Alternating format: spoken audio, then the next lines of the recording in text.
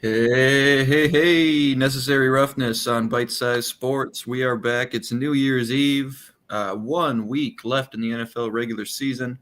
It matters for some, it doesn't matter for a lot of others, but there's draft position on the line, there's playoff seeding in some instances. We're going to get into all of it today. But first, I'll check in with my good friend and co-host Ben Parker of Sports and Money KC. Sir, how's your holidays been going? And before we get to any of our topics, what's your favorite? What was your favorite kind of NFL, whether it's a storyline or some little anecdotal thing, whatever it is? What's your favorite NFL thing you've seen over the holidays since you and I last got a chance to talk? Man, the holidays for me are rocking and rolling. I got the three kids. We did Christmas. We do several Christmases spread out over about 2 weeks. So we still got another Christmas event to go. We are flooded up. Getting to watch a ton of NFL football, though, because all spread out, man. You get to see games on all these different days. I've enjoyed that. I'm actually going to reach real quick here for a little bit broader scope NFL thing, and that's the passing of Greg Gumbel, okay? One of the all-time great announcers. It worked in the studio. I listened to him as a kid. I know that's not what you were kind of after here for the NFL stuff, but listen, him passing, just hate to see it, but he lived a long, full life. Was working all the way up until within the final year of his passing. I got to watch him do Major League Baseball back in the 90s. I got to watch him do the NFL. I got to watch him do college basketball. We all did. Such a huge part. You hate to see a guy like that, have his time and be gone. But just really enjoyed Greg Gumbel, and so hats off to him. Huge part of not only my childhood, my adulthood too. Yeah, definitely, 100%. I'm 26 right now, so I was born in '98, and a lot of the older NFL stuff that I consumed was narrated by Ed Sable. All the NFL film stuff I used to watch. I've still got them. I had DVDs of each season where they sent around the Super Bowl, and Ed, and then later his son Steve did did all that stuff. And so I know what you mean. Like there's these just kind of voices or faces that you associate with the sport you love watching so much, and it is just kind of. Gumbel's one of those where it's just like, oh man, like that's football to me, So yeah, totally get that one. That's a good shout to get off at the top here. Let's start with those Christmas Day games.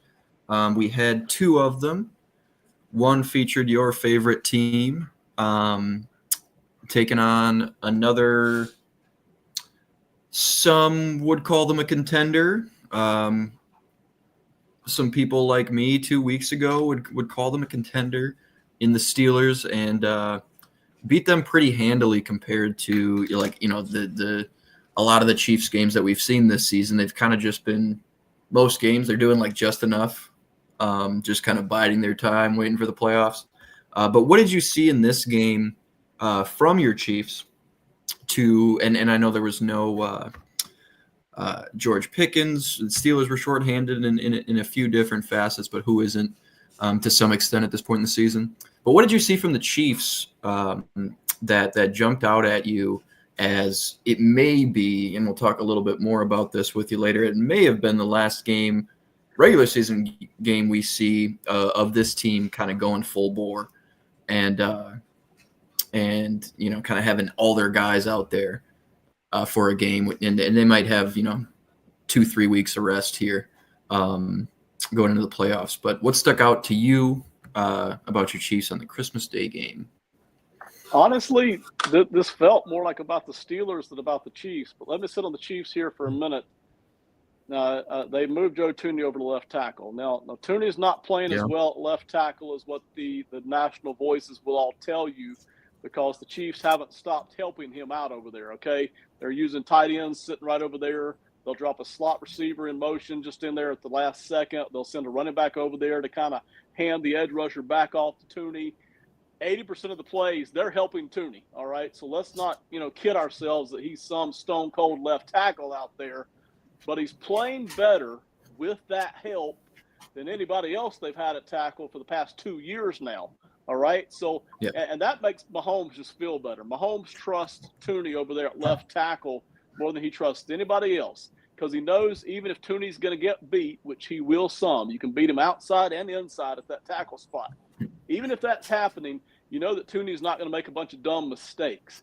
He's not going to get with a bunch of holding penalties. He's not just going to let people beat him straight off within 1.5 seconds. It's going to be more stable than that. And that was one play, even you reach back 2 or 3 weeks ago, where Mahomes literally snapped the ball and looked over his left shoulder to see if the left tackle had already been beaten at the snap. Well, with Tooney, that's not going to happen, right? He's better than that. So he's better at guard, but putting him over there at left tackle makes Patrick feel better. The Chiefs are helping him 80% of the time on all those snaps, giving him that help, but it's kind of helping out there. And then, but I really felt like this is more about the Steelers just kind of starting to show their limitations. We saw this for the past several weeks, and I know Pickens is out, and I know that changes a lot. But man, the Steelers ran 31 times for 200 yards. That's 6.5 yards a pop. I mean, Harris was killing it, Warren was killing it, Wilson was killing it, and they still couldn't convert to points. And the Chiefs know how to do that. The Chiefs are just solid everywhere. They make good decisions. They don't kill themselves. So this felt more like a Steelers kind of a limitation game to me. Yeah, it was a big-time litmus test for them. They had some success in that first Ravens game, against one of the heavyweights, right? But that's a different animal when it's a divisional game. There's just a lot more familiarity, especially when Harbaugh and Tomlin have been there for a decade plus each. So that matchup is just a little bit different than going to play Kansas City, and especially late in the year here when, it's like we've talked about comparing how many times you and I have talked about comparing the Chiefs current iteration to the 2000s Patriots. How many times were those Pats, 2-2 through September, finishing 13-3? Like it's that same kind of team and structure and staff and core that's just going to be really hitting their groove this time of the year. This is going to be a better team in December than it was in September more often than not, just because they're battle tested. They've been able to kind of iron out, whatever issues they had. Spags has kind of figured out how he wants to deploy his personnel now to this point in the season. So they just got more teeth this time of year. And I think you're right. I think, it did kind of show us sort of where the Steelers fall in the pecking order when it comes to, these top tier teams, particularly in the AFC. They are probably a tier below right now because there's just other teams that don't have the same limitations. They could get you. They're very much an any given Sunday kind of team. The way that defense can force turnovers and it's a volatile offense as well. That it's not necessarily going to crater itself with turnovers and sloppy play, but if they're not hitting home runs, it's not an offense that gets on base consistently. So if they're not sending a couple yard, it's going to be tough for them to keep pace with one of the better teams. So there was another game that day. I think 31-2 is like optically might be worse than 31-zip. Like it just kind of gives the feeling that like it isolates the offensive performance a little bit more. I feel like because it's like, man, your defense even got on the board. Like, they were trying so hard out there. You guys couldn't get anything going. The Tank Dell injury is terrible. And I mean, seeing Stroud react to that on the field as that happened was gut wrenching. So, they've got some limitations now too through their injuries, particularly to the receiving core. Their offensive line has been horrendous.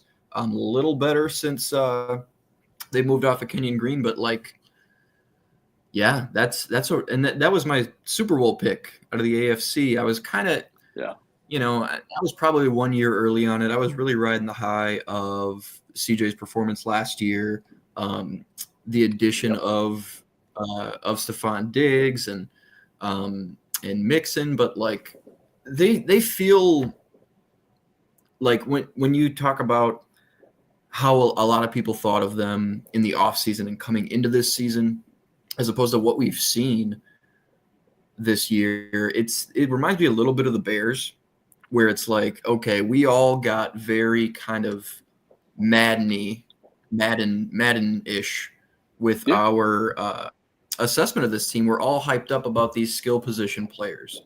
And with Houston, they've got one of the best cornerbacks in the league, 2 top 15, probably conservatively 15 to 20 edge rushers in Hunter and Anderson. Yeah. You've got CJ Stroud coming off an incredible rookie year. You drop in Stephon Diggs. You're anticipating Tank Dell getting back healthy. Maybe Nico Collins takes another step. You get Joe Mixon on board. It just felt like, okay, here we go with them. And it's very much like Chicago. It's like, okay, we're going to treat Caleb Williams like a known quantity because of the high-level prospect he was. Same thing with CJ Stroud saying, I mean, his growth has to be linear from here, right? This amazing rookie year, he's only going to get better. Same thing. You drop him into a much, much worse offensive ecosystem despite the talent around him. Same thing as Caleb Williams. You bring in Keenan Allen, you've got DJ Moore for him, you draft Rome Odunze. It's pie in the sky at that point, but that offensive line has been rough. The play calling hasn't been what it's needed to be. And so they just feel very similar to the Bears to me in the exact way in which we've been disappointed with them, just kind of focused on, maybe overemphasizing what we thought these skill players would bring to the team, and how they might kind of lift them to improvement this season. But they're still going to be in the dance. They're not in. I don't think they're going to be an easy out. I think there are some matchups they should be really afraid of, but they're going to play a home playoff game. I feel just fine about them against any of the wild teams, unless it ends up being Baltimore somehow. But Baltimore is playing for the division they can clinch. They play before Pittsburgh, so they need that win. Otherwise, Pittsburgh controls their own destiny for the division. But yeah, I don't know. I think the Texans can still win a playoff game, but that was disgusting. Teams who cannot win a playoff game are the Cowboys and the Jets. So the Jets lost 40-14.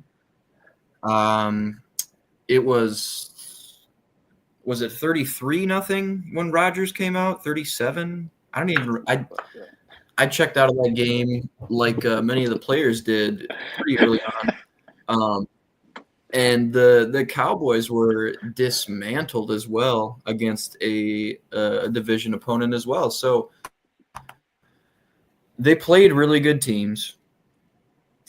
But who of these two groups do you feel like is more checked out of this season at this point between the Jets and the Cowboys?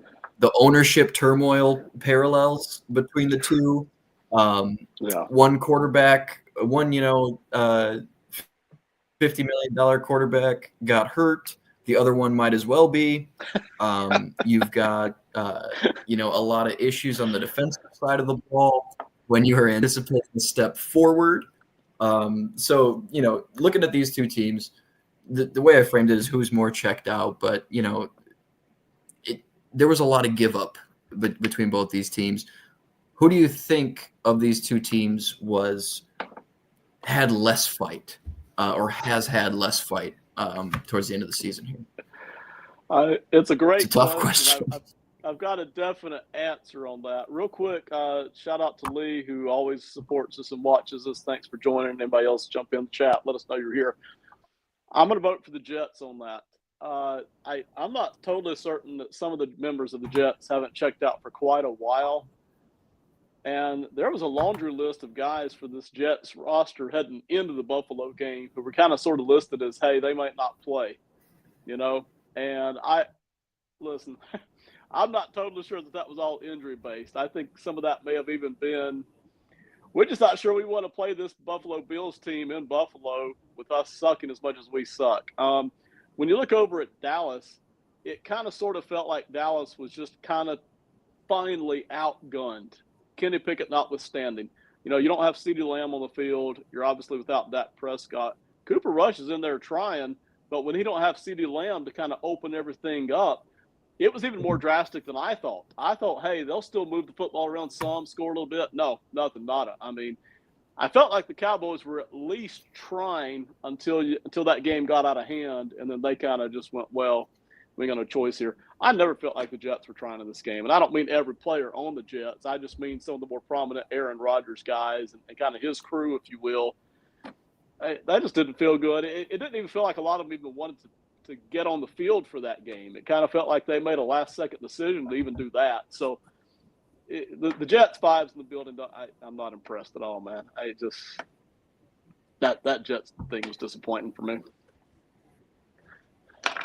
Yeah, I think I'm with you there. And star cornerback of the Jets, DJ Reed, was quoted after the game when asked if he expected to be around next season. He said, "I'm ready to go to free agency, bro. I'm ready to see what's next for me." Smart guy. Smart guy. But you don't see players talk like that while the season's still going on very often. No, you don't.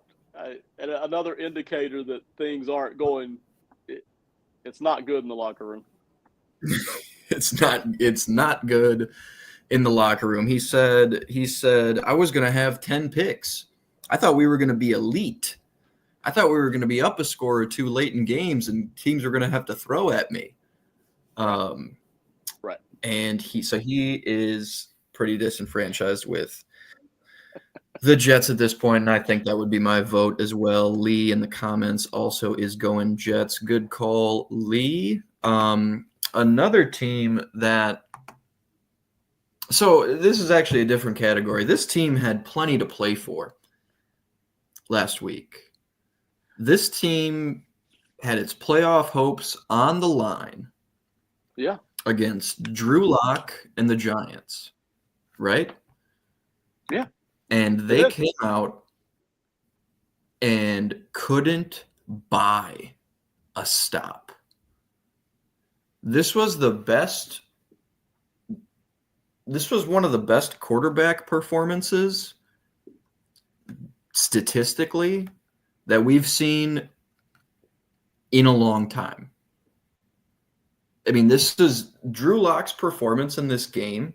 What they allowed Drew Lock to do to them in this game was unbelievable. Yeah. Drew Lock looked like 04 Peyton Manning. And I don't understand it. I mean, the secondary has been an issue in Indianapolis for several seasons now. Right. The revolving door at safety, these – I don't know if you want to call them draft misses. Like Brent's has shown some flashes at cornerback, but I mean, largely, whether you want to classify them as draft misses or free agency misses, they've been underinvesting in the secondary for several seasons now at this point. Yeah. And it's been like this is exactly what you sowed. They're reaping everything they sowed over the last few seasons, just neglecting that area of the football field. You've got your linebackers are good, they're like your classic, Jake Ryan or who was the kid from anyway, they're like the tackling machine kind of linebackers that fly to the ball, play with their hair on fire. Guys you'd love to play with, kind of guys, but they're not the best coverage players. So you're not getting back over the middle, which you're kind of giving up on the boundary. Again, revolving door at safety. The front, which is where a lot of your investment is on the defensive side of the ball, has either been not healthy enough or they just haven't been performing well enough for what you're investing in. Like the whole defense, and we talked about how bad the run defense was earlier in this season. It's been a travesty. On paper, this roster should be vying for a playoff spot. Last season, if it wasn't for a swing pass mishap, they would have been in the playoffs last year. Right. And this is in back-to-back seasons. These are two of the most just like if you were a Colts fan, we got to get Kev on here, see what he's thinking. We will be doing, that's the first one I want to do, by the way. The first off-season plan video I want to do with a fan of that team is the Colts video with Kev and you and myself. That'll be fun to talk through. But as a fan, back-to-back seasons where up until almost the last buzzer, you thought you might be able to sneak into the playoffs. Yeah. The team you needed to beat to get there, you had on the ropes and were about to go up multiple scores when Jonathan Taylor dropped the ball too early before he crossed the goal line. Like, these are just, it's a calamity of errors over the last few seasons. And I've always kind of been like a Ballard defender because I think there's a lot of areas he gets too much criticism, or people kind of universalize that criticism as opposed to making specific kind of nitpicks, because he's drafted very well. He's done a really, really good job to build this team kind of along the margins, but there's some big areas that just hasn't been able to address. And even if he's felt like he has, it hasn't panned out on the field. So it's a tough team to conceptualize at times. And they're kind of in that no man's land right now where it's like, hey, if Anthony Richardson doesn't take that step, I don't know what they can do other than, a controlled demolition and build from the ground up. It's brutal to watch the Colts lose that game, man, against the Giants. The Giants! In case anybody hasn't noticed, the Giants have been sucking most of the year. Goodness gracious. Goodness. Yeah. Irsay's a part of it, Lee, for sure. Drew Lock scored 45 points. Is that what they scored? 45 points with your playoff hopes on the lines. 45-33, I think it was. Yeah. I think so. It's a lot of points, man. But I will say, any team, playoffs on the line or not, go get Darnold. Playoffs on the line or not, everybody can have one stinker of a day. And the Colts had one stinker of a day. So what happens? You really don't want to be in that spot where you are having a losing record late in the season and hoping everybody else loses and you get on a heater. So the entire season really, and that goes to the personnel issues you mentioned, they got to get that secondary fixed somehow. Go look at the Atlanta Falcons and how the Falcons have kind of gone after that the past couple of off seasons. They've got a couple of young guys in there, but that secondary is dreadful. We've known it all year. They've kind of sort of held together in some of these games, but it got roasted this game. I like the defensive tackles. I like them real good. I think they just need more help on the edges and at the linebacker spot. And then Richardson's got to take a step forward moving ahead next year. But hey, listen, that was one awful game that you played against the Giants. You got personnel problems, and I like Chris Ballard too. I don't have him as a top 8 GM, but I do like him. So look ahead to the offseason. Yep, and we will break that all down in a month or so for you guys here on the channel. It'll probably be something pre-recorded, but definitely look forward to that. Rap, thanks for tapping in, brother. Good to see you. Go get Darnold, Lee says. We'll you know what? We'll see if you guys. We'll see if they can have him pretty soon. I think we'll know in a few weeks if anybody can have him. So, speaking of the Colts, they were one of these teams that was kind of alive still. Those teams are down to 2. It's just the Bengals and Dolphins who are kind of, in the hunt, as the graphic would say. But they need a Broncos loss. I think they need some other help somehow. And I think if the Broncos lose and both these teams win, it would be the Dolphins that got in. So the Bengals need a loss from both of those teams and a win at Pittsburgh, where they're actually favored. The Bengals are road favorites week 18 against Pittsburgh. So I don't know if that's kind of one of those, hey, they've got to have it. Pittsburgh clinched a spot. Now it's just kind of seeding stuff and whatever the case may be. But I don't know. They're kind of still in it. Which of these 2 teams would you most – well, let me frame it this way. Would you rather see either of these 2 teams get in at the 7 seed over the Broncos? Or kind of, out of those 3 teams, which one do you want to see make that wild card round? And, who would kind of give us the best game against I think the Bills kind of have the 2 seed locked up. And see, I'm gonna cheat and give you 2 different answers here, okay? I don't want the Dolphins in. Excellent. Emotionally or expectations-wise, forget it. I don't need Miami in. Come see me next year. Emotionally, I want to see Denver in because they have busted their tails off all season, starting with Sean Payton and then Vance Joseph and Bo Nix and the offensive line and the running game and that defense. They have busted their tail to overperform this year. They've earned it. They got to win that final game, though, or they haven't earned it. So I want to see them in the playoffs. But dadgummit, the team that everybody's talking about, and we all know it, the team that everybody in the AFC would be scared to death to line up against is Cincinnati. All right? Joe Burrow is playing out of his mind, and I know that defense is dreadful. I get it.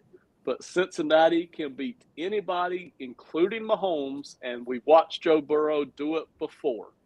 So do they have a Super Bowl run in them? No chance. But could they knock off one of the big guys on their way out the door in the playoffs? Yeah, absolutely they could.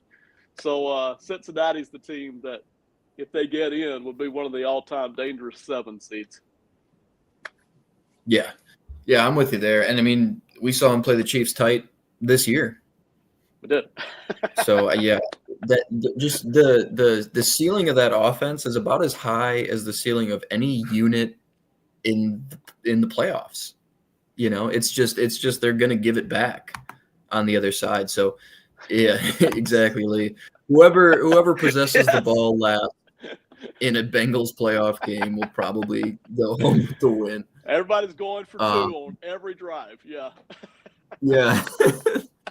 Well, let's pivot from there then to that Broncos game because they play your Chiefs. Now, do you anticipate any starters playing for the Chiefs? Do you think they'll because they've already got the bye too? Do you think they're going to take that double rest, or do you think they want to kind of keep the guys fresh, kind of keep it status quo as far as routine goes? And what have you heard off the beat and things like that? I haven't followed since Sunday, but late Sunday night, all the speculation I was hearing was that they were going to rest basically everybody. All right. Now, By doing that, and again, let's play a little chess over checkers here. By doing that, if you were to give Denver the victory, then Denver's in and Cincinnati's out, right? You don't have to worry about, Chiefs killer Joe Burrow romping through your stadium, some potential matchup, right? But, man, if it were me, I'd rest everybody. These guys have been there and done that. They don't need any more snaps, any more reps, any more workouts, and then not even Hollywood Brown. Listen, Hollywood Brown runs a fly route and out route. That's all you need him for, okay? That's it, So but we don't need anything else. We don't need any injuries. We need nothing. We don't owe anything to anybody in the AFC. They would all kick us out in a heartbeat if they could and go play the playoffs by themselves. So we don't feel like we owe anything to Cincinnati or Miami here. If it were me, I'd sit them. At the most, boy, I'd be surprised if anybody gets on the field. Kelsey ain't getting on the field. Why would you put Mahomes on the field? So you might see some of the starters, some of the younger guys start, but even that, man, for a quarter, maybe. I don't know why you would, honestly, other than, hey, we just want to give an honest effort here. But if it were me, everybody's going to sit, basically. Yeah.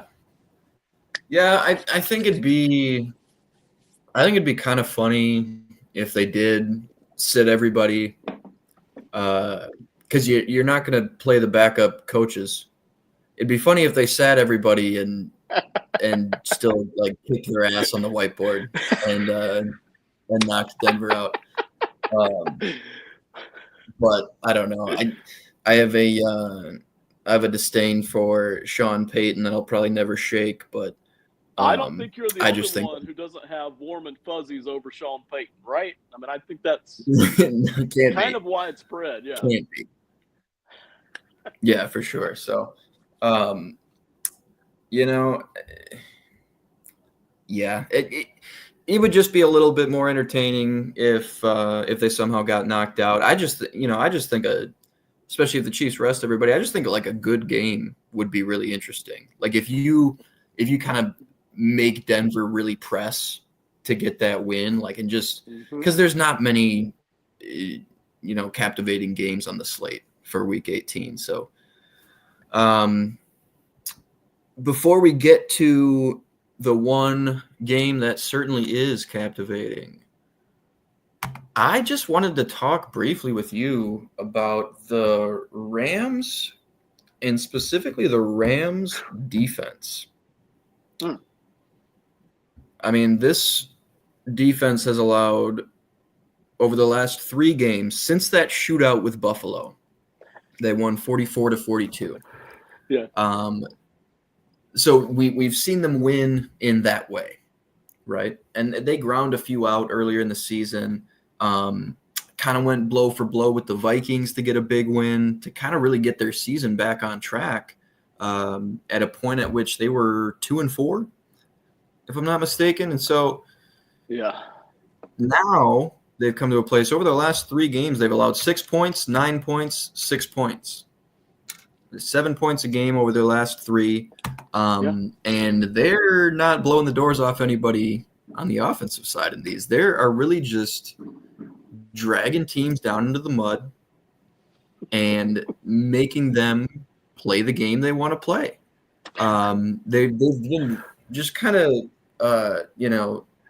chameleon-like to their opponent, to where, all right, Josh Allen's going to sling the pill. Hey, we got guys. We can do that. We'll keep up. Sure. But, if we're able to pinch off these opposing offenses, we're just going to manage the clock. Kyron Williams is going to get anywhere from 4 to 7 yards on a given carry, never more, rarely less. And we are just going to body blow, and win the battle of attrition. And we're not going to make mistakes as a coaching staff. We know Matt Stafford is not going to make any mistakes to sink us. So, I mean, and against decent teams over the last few games, I might have the order backwards, but one of those was Seattle. That one was the 13-9. or not Seattle, Arizona, 13-9. They beat the Jets on the road 19-9, a game that was not well in hand until the fourth quarter. Actually gave them a run for their money there. And then on a rainy San Francisco night, they held the Niners to 6 points and put up 12 to win. So they've given up 7 a game over the last 3, but they've only scored 14 a game over the last 3. 14 and change, 14 point something. But I don't know. I just think that if that defense is going to be good and like decent, this is a team that can beat anybody too, because it's not this high-powered offense that like in your head it would be when you're like, oh, McVay, Matt Stafford, Nakua, Puka Cup. I almost said Puka Nakua, Cooper Cup, and Kyron. Like, yeah, you know, in your head you're like, oh man, they're gonna just put points up and blah blah blah. And it's like, you know, they've really evolved since, you know, like 2018 to 2021 sort of window for them, where it was, you know, just balls to the wall with McVay, and they've kind of dialed it back. They've gotten to like gap scheme, running attack, a lot of power, a lot of duo. They beefed up that offensive line to be a dominant run blocking unit. And Stafford has also at a different stage in his career where he was never the most mobile guy. But he's also at a point now in his career where he's not breaking a collarbone every third week of the season, just taking these ridiculous hits and slinging it all over the place. Like, Lee goes, Stafford has been bad for fantasy. Exactly. And so there's a lot of people, like, he's very similar to Geno in that a lot of people seem to think that he has gotten bad or is bad or always was. He's been playing really good quarterback this season. Not as good as last season. He was ridiculous last season. But he's been playing the quarterback position very, very well this year. A couple of rough stretches, but he's shouldering a lot of weight in this offense, especially with, you know, his receivers kind of being in and out with injuries and things like that.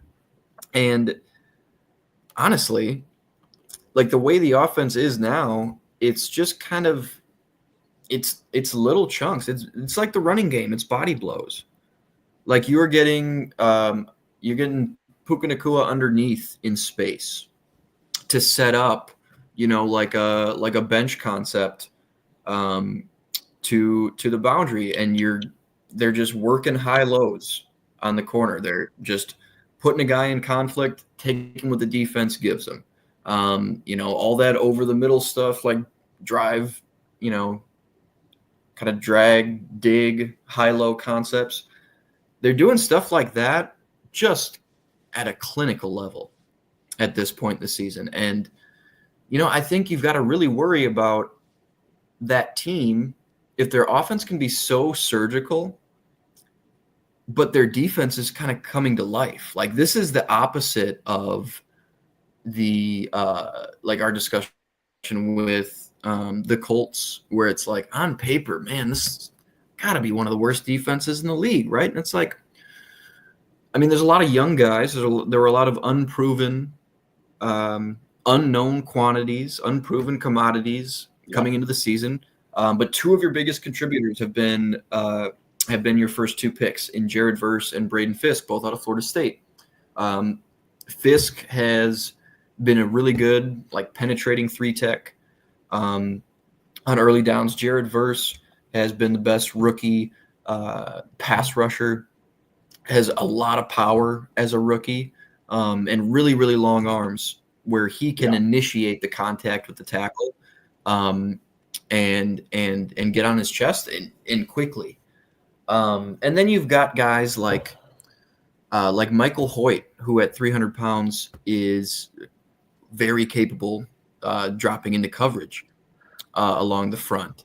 The linebacker room is kind of an issue, but it hasn't presented itself to be that much. Like Roseboom's been fine, passable.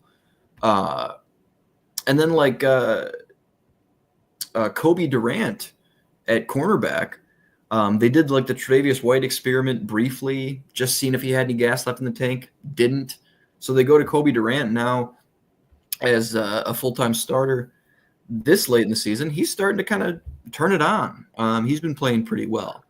Cam Curl, like there's a lot of just a guys, a lot of Jags on this defense, but it's a very complementary unit with the skill sets they deploy, particularly along the front, that allow them to cause some issues for offenses. Like, I don't know, man. If they can, kind of have some semblance of a solid game in a playoff game, I don't know that there's a team in the NFC they can't beat. But it's kind of like the Bengals, where it's like, I don't really see this team stringing together 3 wins against top-level competition. But they could ruin somebody's season in that wild card round, no problem. They could go into, they could go into Philly and catch them on a bad day, and I wouldn't be like flabbergasted. You know what I mean? Like, it'd be an upset, of course. I'd pick the Eagles 99 times out of 100 in that game if I had to put money on it. But I don't think that's out of the question. They could win the division and have a team like Washington or Green Bay come to town. Mm-hmm. Yeah. Because they could get up to the 3 seed, and they could have Washington or Green Bay come to town. That's anybody's ball game. If they're down at 4 and it's Detroit or the Vikings, that's tough, but they beat the Vikings this year. So yeah, man, another Stafford Goff playoff game. That's not something I would object to. That last one was really good, and then week 1 this year was really good. So they match up well. It's just really tough to like get yourself there mentally when you're just like looking at the depth chart, or you're just like in your head kind of thinking about like, the core of each of these teams and kind of comparing those. But as a team, they've been playing really well. Chris Shula, Sean McVay have been calling great games, and I think this team's a lot more dangerous than a lot of folks might like to believe. And the team that is most dangerous in the NFC, they're pretty healthy. They're playing their best football right now.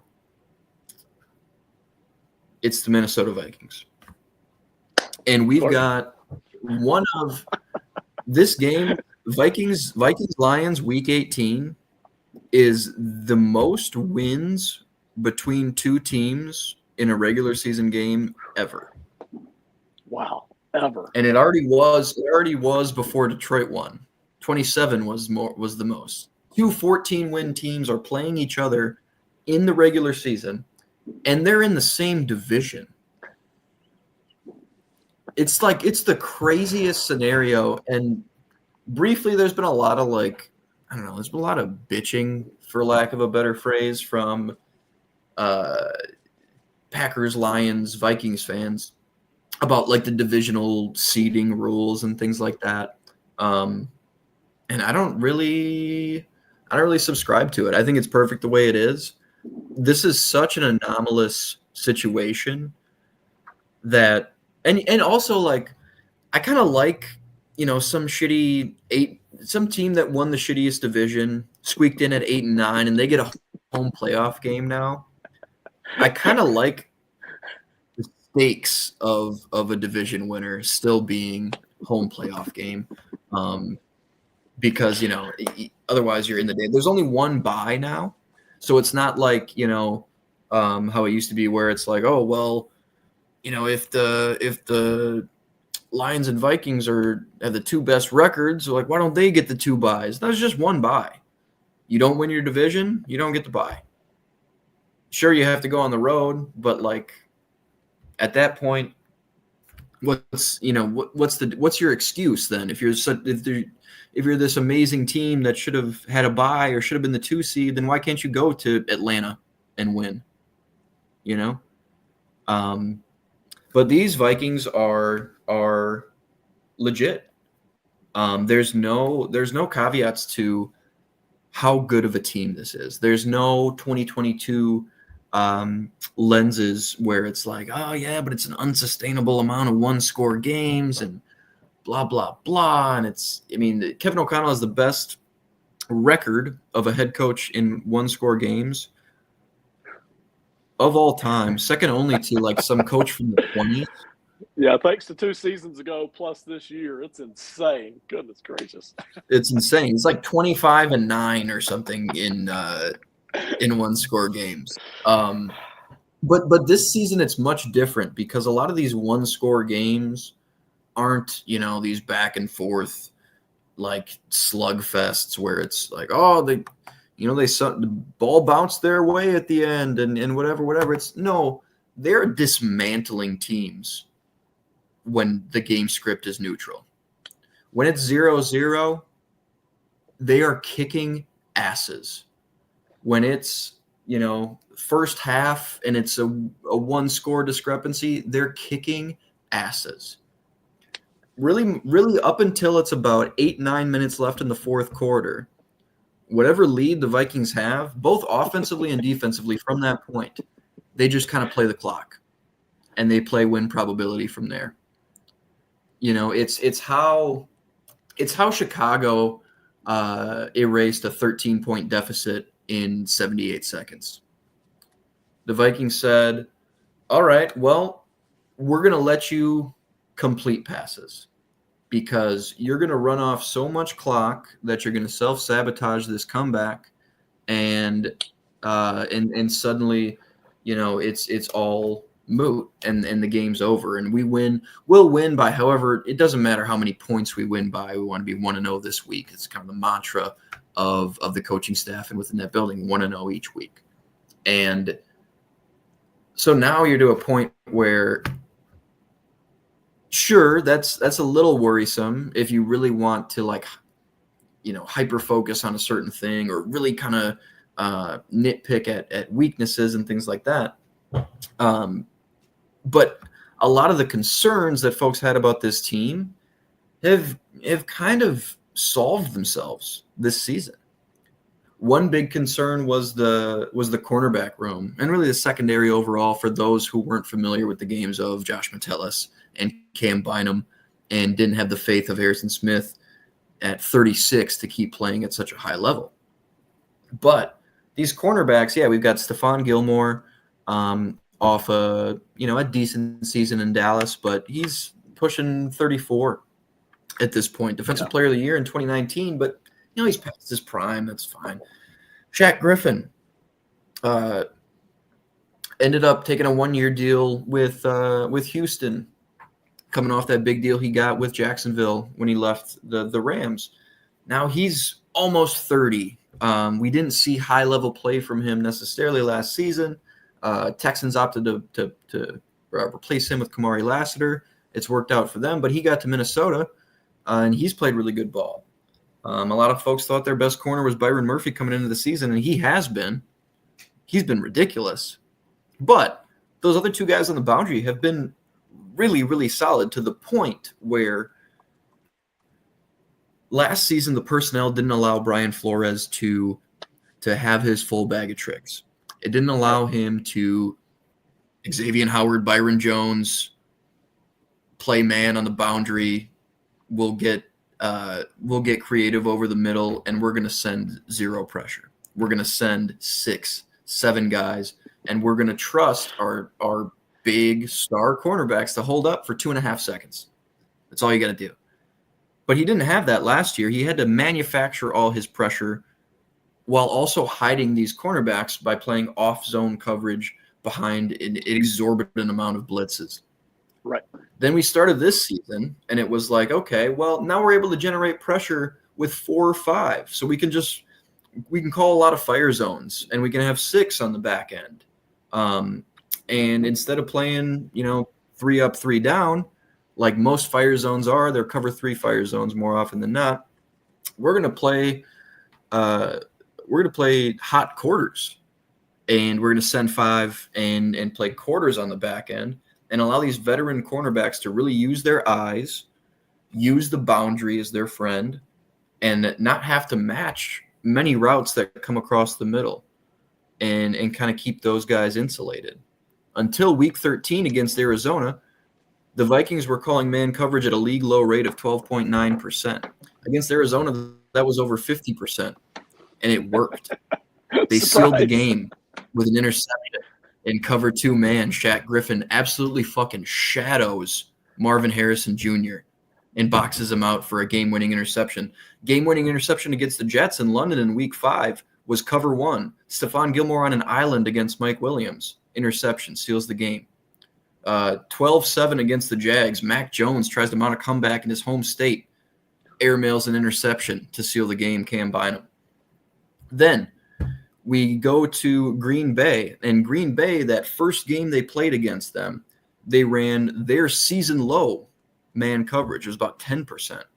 That was up at 49% in the rematch against the Packers. And Matt LaFleur said they played a lot more man than we were anticipating. And you bet your ass they did, because you didn't think they could get away with it. And in this room, in the locker room, in the building, or whatever you want to say, they've fostered such confidence in their guys that it's actually reciprocal, where these guys are like, oh, the staff is putting me here and here. And you know what? Yeah, fucking I can do that. I can lock this guy down. I remember how I used to do this. I mean, they even played a bunch of man when Stephon Gilmore was out, and you had Fabian Moreau on the boundary.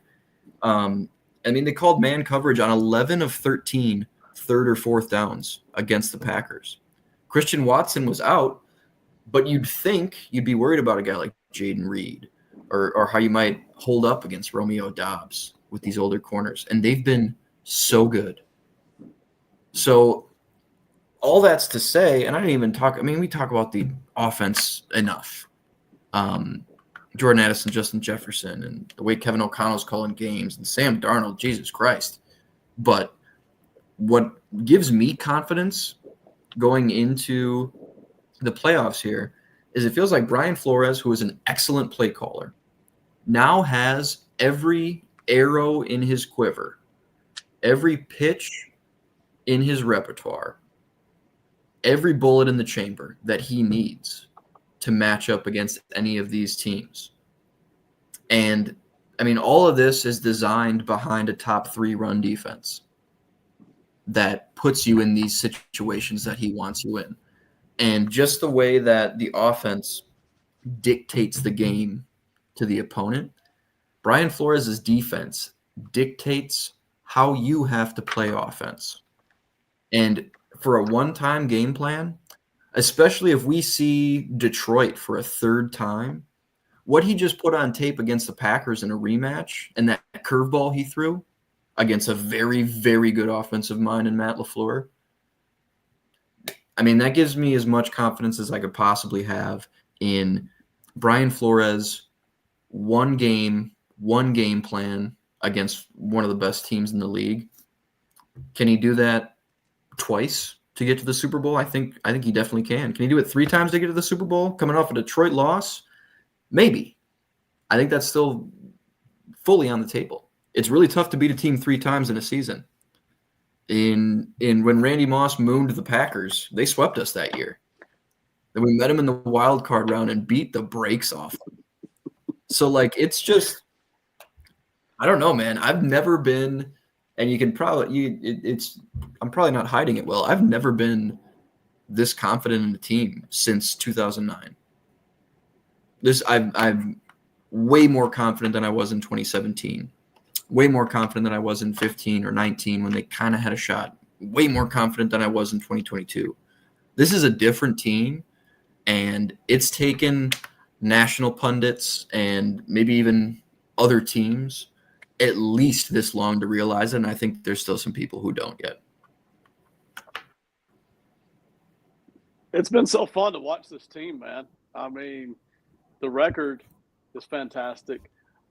My biggest confidence in this team, if I were looking for hope for the playoffs, is in the coaching staff. And you've mentioned their names several times here. It's Kevin O'Connell, who has become, I don't know, we won't argue rankings, but one of the top offensive guys in the NFL. And Brian Flores, who has been one of the top defensive guys in the NFL.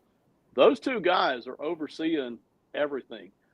Your personnel is fine, all right? We talked about how the defense is more, less talented but more suited to Flores, right? Flores merchants is the term we used last week or the week before, right? And the offensive talent, great skill position talent, and still in the other offensive line, you got some stuff, and you got Sam Darnold. So the confidence, though, is in KOC and Flores. They're two of the best in the business at what they do, and they're on the same team. You don't usually see that, all right? You don't usually see one of the top OCs and one of the top DCs on the same team, and you got it here with Minnesota. And the NFC is wide open. Anybody, just about, can be anybody on any week here. And listen, I know that's true in every playoffs, but it's really true in this year's NFC. You already talked about the Rams. The defense is looking better, and we know the offense can score a bunch when they got it. The Tampa Bay Buccaneers can literally beat anybody. They won't make a run, but they could beat anybody. They are dangerous as all get out, all right?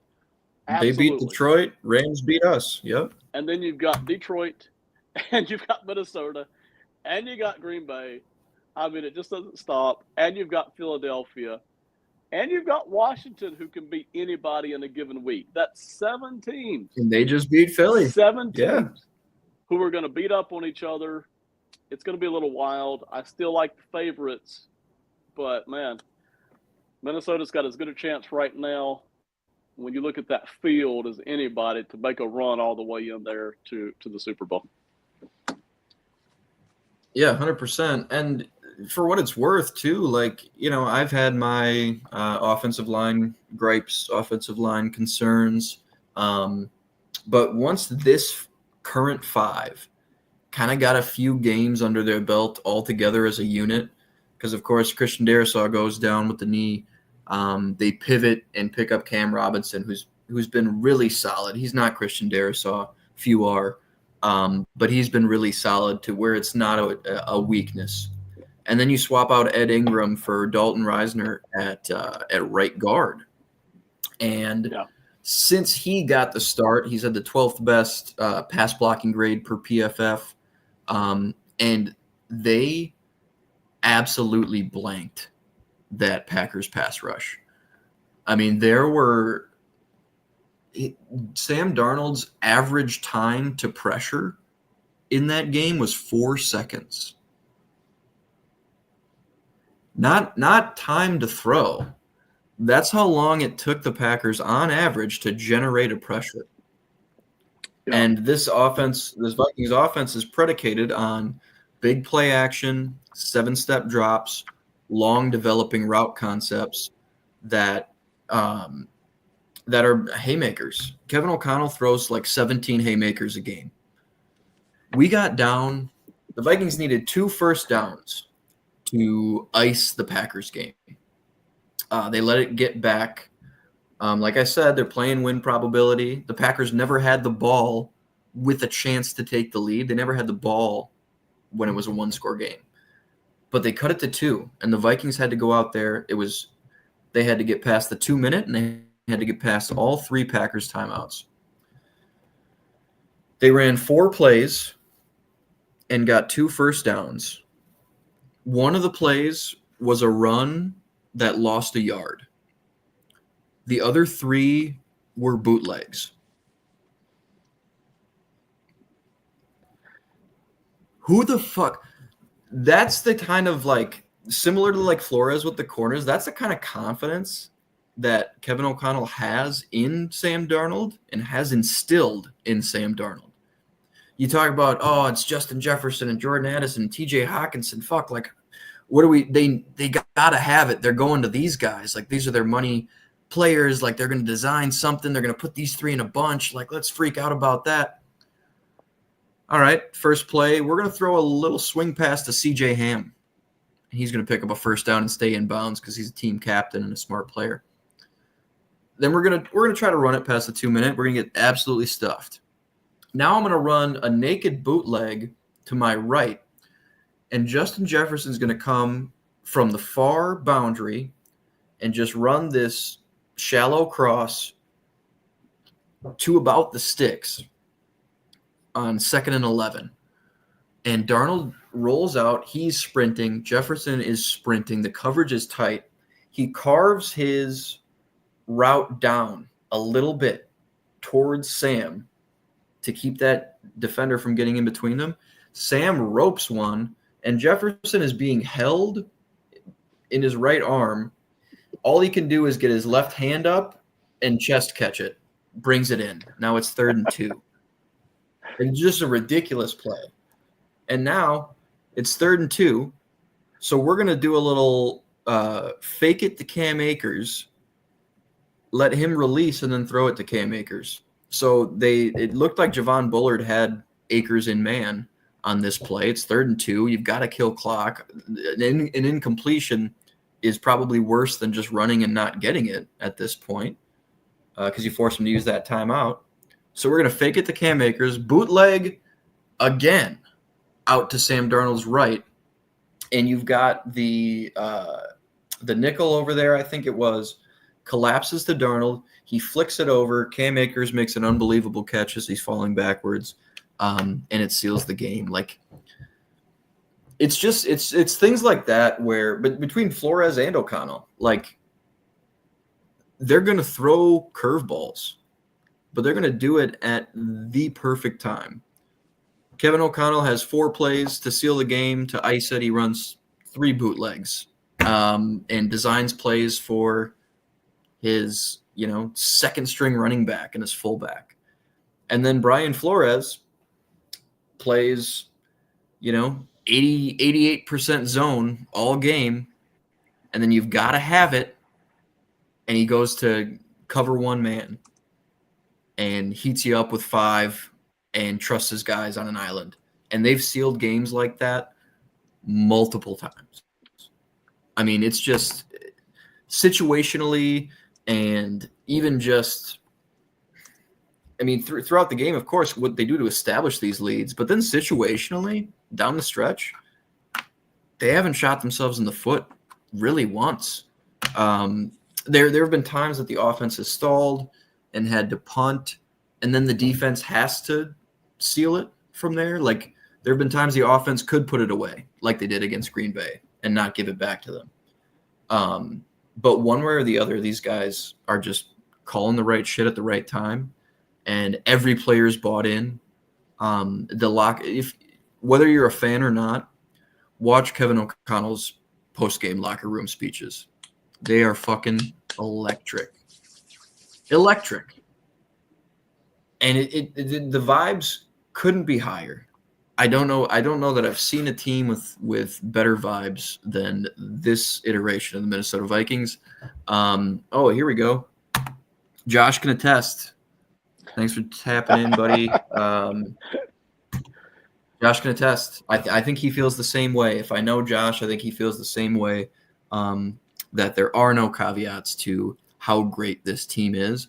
This is a bona fide top 5 team in the NFL, and there's no reason that they can't do it this year. I think there's a few other teams you put in that tier, but none of those teams had. This is a team that's outperformed their Vegas win expectation total by 7.5 games, and the season's not over yet. So the only team who outperformed their preseason odds to a higher degree is the 99 Rams following the Trent Green injury, when, you're rolling out a fucking cashier at quarterback and he wins MVP. So it's that kind of team right now. Josh does. So I don't know, man. I think there's people who are still asleep on the Vikings, and I'd love to guard myself against the anguish that my body's anticipating. But I'm just gonna be along for the ride. I'm not gonna deprive myself of enjoying the season as a whole by dooming about how it may end until it's over.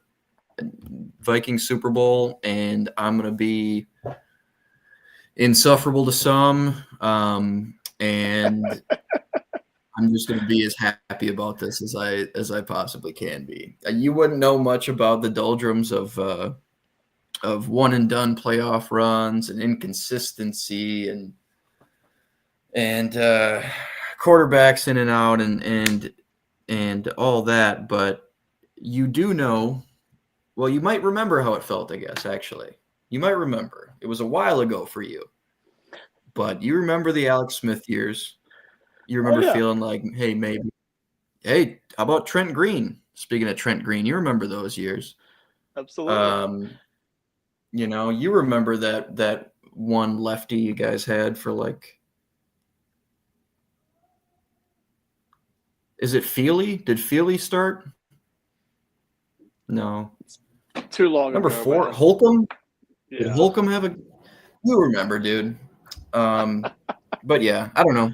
I'm just going to be along for the ride the best I can, and I think all Vikings fans would be better for it if they just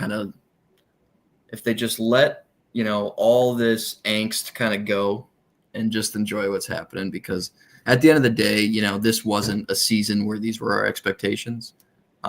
So at this point, if they fall short, I think it's different than saying, hey, coming into the season, we got it. Like, this is what we expected. Let's get to the playoffs. Oh, we lost. If we lose in the playoffs, that's a much different feeling. And I think you still got a lot of things to be excited about either way. So, all right. Well, I rambled enough. I think I got it off my chest. Anything else you wanted to to touch on with the Vikes or Lions or playoffs or anything before we get out of here? Yeah, you're right though. You have to enjoy these seasons as they come, whether it ends in a Lombardi Trophy or not. These seasons just don't come by all that often for any franchise, So enjoy every bit of it, soak it in, man, and remember it. Like, this is a lot of winning for one season. Goodness gracious. Oh yeah. And it might Oh, end yeah. in a Lombardi Trophy, but soak it in. Just enjoy the wins, man. Enjoy that you got a good heck of a coaching staff, the best wide receiver in football, in my opinion. Pretty good talent on the roster as a whole, decent talent. So just enjoy it.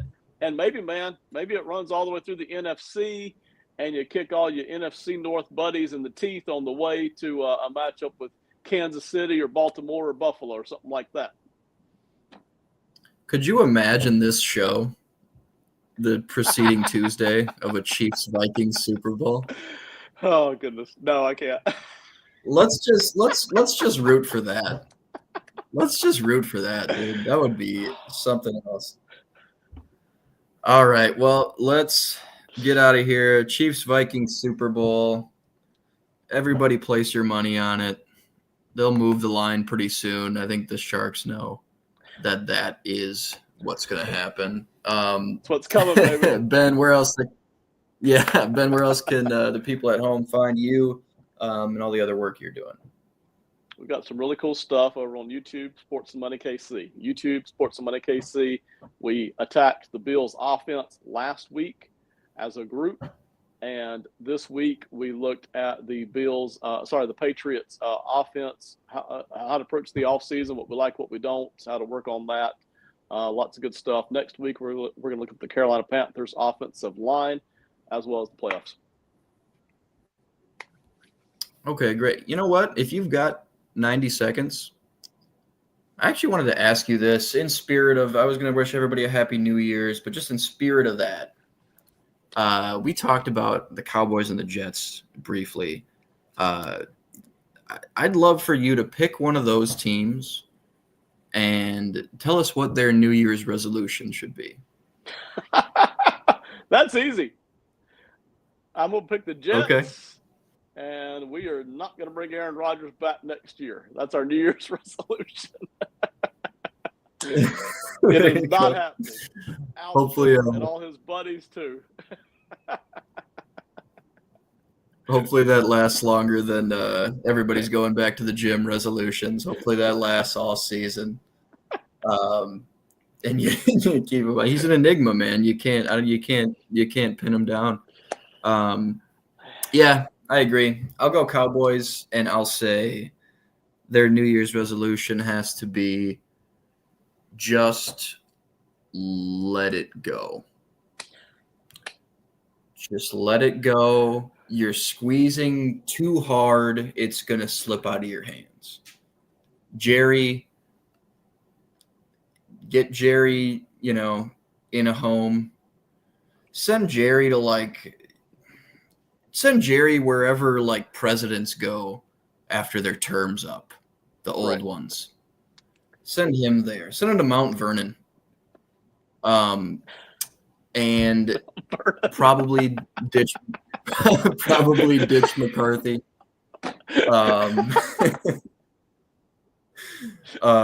ditch McCarthy. You'll have Dak back. Just change the attitude over there. Just get a new brain trust in place, I think, is what you'll need to do. I think they're clinging to old ideals and they're being a little stubborn. Trade Parsons. Honestly, I like that. I'd love if they traded Micah Parsons, got 2, maybe 3 firsts, two firsts and some change. And we're really able to retool everything because, that'd be an excellent cornerstone to have. And you've got more prime years of him coming up. But, hey, look how quickly the Raiders rebuilt after they traded Khalil Mack. I'm just kidding. But no, I think that should be on the table. 100%. A straight shot to the Raiders, man. What did they do to deserve that? I had to. I didn't give the Bears enough shit on this one, so I had to throw some shade at somebody. Happy New Year, Vegas. Boom. Yeah. Oh man, that was a ball drop. All right. Well, hey. If you want to check out any more of my Vikings ramblings, that's all up on. Let's see if I can get rid of it for you. It's all up on zonecoverage.com.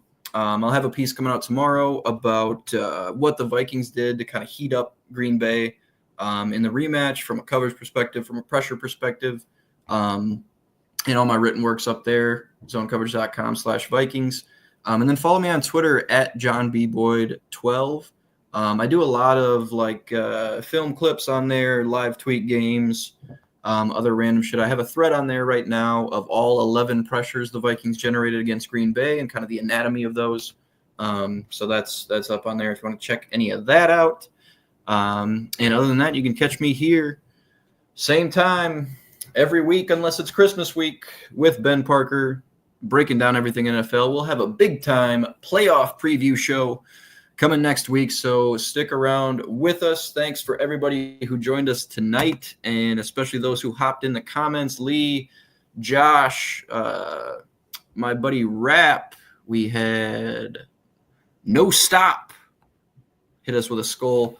Thanks everybody for tapping in.